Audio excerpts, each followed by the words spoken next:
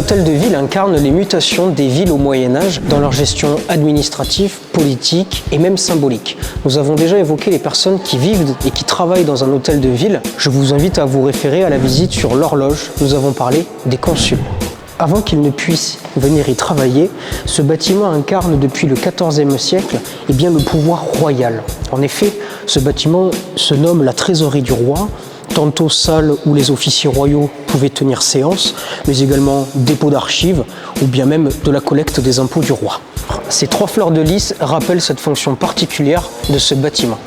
En 1699, par souci de liquidité, le roi de France Louis XIV vend au consul de la ville ce bâtiment. Alors il est très délabré et il va même leur demander une redevance annuelle de 300 livres. Cependant, dans la session de vente, le roi de France va imposer l'architecte. Il va demander à Charles-Augustin d'Avilliers, un architecte royal, de venir travailler sur cette façade. Parce que c'est par la pierre que le roi de France, dans ces villes protestantes, va arriver à imposer certains messages et surtout son autorité. Charles-Augustin d'Avilliers, on le connaît également à Montpellier, là où il a travaillé sur la réalisation de l'Arc de Triomphe. Ce dernier ne sera pas seul pour la réalisation de ces grands aménagements de l'hôtel de ville, parce qu'il sera accompagné d'un Nîmois, Jacques Cubizol, qui va se charger également de travailler sur ce bâtiment. Cette façade principale est essentiellement réalisée en pierre de taille de Beaucaire et elle incarne parfaitement le siècle classique incarné par Louis XIV concernant l'architecture.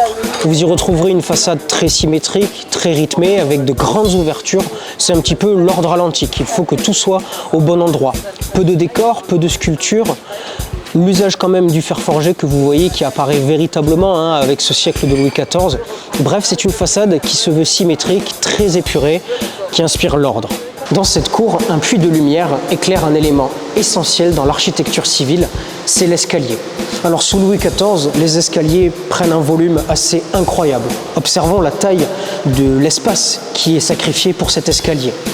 Il porte 3 noms, l'escalier d'honneur, l'escalier d'apparat et enfin l'escalier suspendu. Dans ce dernier terme, la volée de marche est suspendue dans la maçonnerie du mur.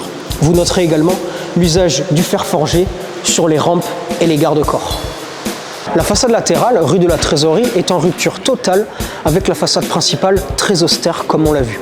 Celle-ci, de ce côté, vous trouverez encore des ouvertures médiévales. Fenêtres gothiques, fenêtres de la Renaissance sous François Ier avec leurs croisées et le meneau en pierre, mais également aussi une architecture très inspirée de l'Antiquité avec des colonnes cannelées rehaussées de chapiteaux corinthiens.